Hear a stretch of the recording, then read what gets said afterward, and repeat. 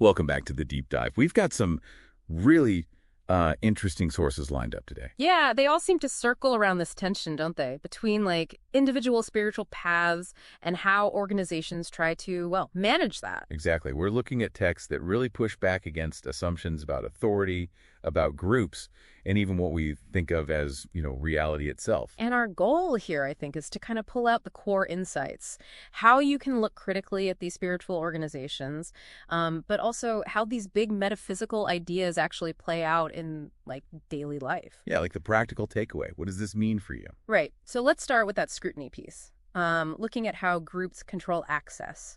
One source gets specific about the Society of the Inner Light. Oh, yeah, their study course application. It's not just signing up, is it? It's described as this step-by-step monitored thing. Progressive engagement, they call it, and that questionnaire they use. Wow.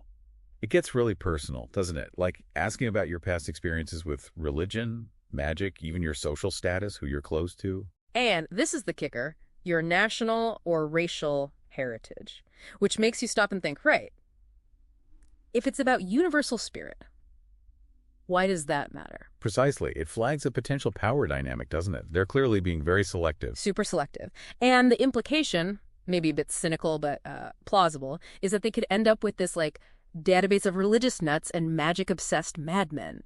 It's about control, information control. Mm-hmm. Now, shifting gears slightly, but still on value and structure, Evelyn Underhill.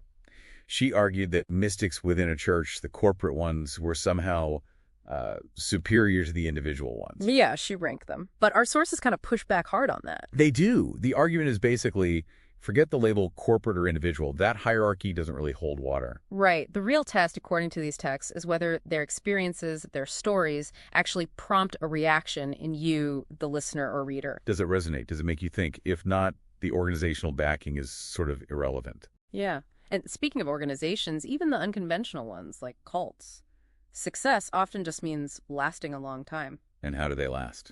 Often by adopting pretty traditional leadership models.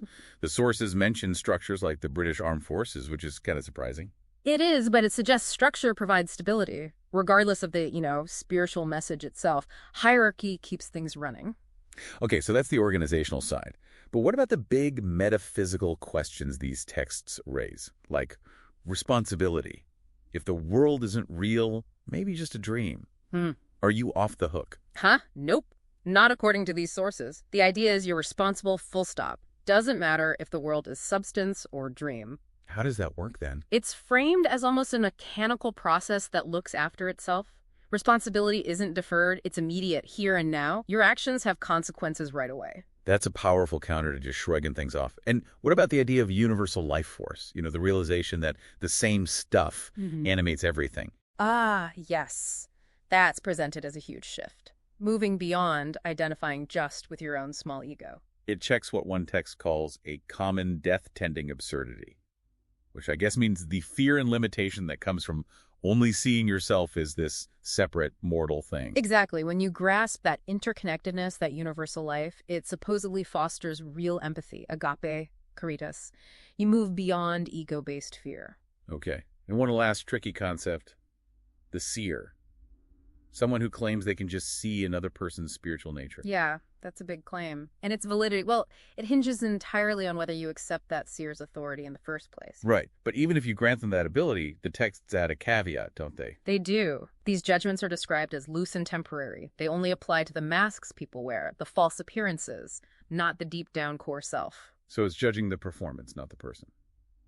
Interesting. Okay, so wrapping this all up. If someone goes through all the effort to build their own personal metaphysical system based on their experiences, what's the pushback, the cynical question? It's always going to be, so what? Right. Why bother if it's just you? On your own journey, what's the point? Why do all this work? And the answer offered is, the point is the journey. It's the further development of the system itself. The value is in doing it, in gathering the experience, in deepening that engagement over time. So the lack of a clear final destination doesn't really matter. Yeah. You learn where you're going, or maybe just something about yourself, by setting out, even if the path seems, a bit undefined at first. Precisely. The search itself is where the value lies.